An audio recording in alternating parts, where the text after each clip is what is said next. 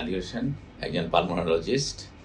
আমি আজ বিশ্ব অ্যাজমা দিবস, আজ 5ই মে মঙ্গলবার বিশ্ব অ্যাজমা দিবস। সারা বিশ্বে প্রতি মে মাসের প্রথম সপ্তাহ প্রথম মঙ্গলবারে অ্যাজমা দিবস পালিত হয়ে থাকে। এই অ্যাজমা দিবস পালনের মূল উদ্দেশ্য হচ্ছে অ্যাজমা পেশেন্টকে এবং চিকিৎসকদেরকে সচেতন করা, যাতে করে অ্যাজমা পেশেন্টরা সঠিক চিকিৎসা পেতে পারে। অ্যাজমা একটি দীর্ঘস্থায়ী ক্রনিক ইনফ্ল্যামেটরি ডিসঅর্ডার। এটা যে কোনো বয়সে হতে পারে, কোনো বয়সেই অ্যাজমার জন্য ইমিউন না।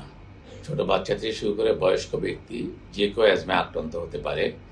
তবে একটা সুখের জিনিস হচ্ছে, যদি এটাকে সঠিক চিকিৎসা করা যায় তবে সবাইকেই সুস্থ থাকা সম্ভব। এবং এই সঠিক চিকিৎসার মূল মন্ত্র হচ্ছে অ্যান্টি ইনফ্লেমেটরি, অর্থাৎ প্রদাহ বিরোধী ওষুধ ব্যবহার করা। সেই জন্য এবারের স্লোগান হচ্ছে, প্রত্যেক অ্যাজমা পেশেন্টের জন্য ইনফ্লেমেটরি মেডিসিন ব্যবহার করা অত্যন্ত জরুরি। এবং এই প্রসঙ্গে এই স্লোগানটা এবার অত্যন্ত উপযোগী। এই জন্য এতদিন আমরা জানতাম যে অ্যাজমাতে ব্রঙ্কোডাইলেটর ইউজ করার কথা, কিন্তু এখন বলা হচ্ছে ব্রঙ্কোডাইলেটর অ্যাজমার ভালোর চেয়ে ক্ষতির পরিমাণ অনেক বেশি করে।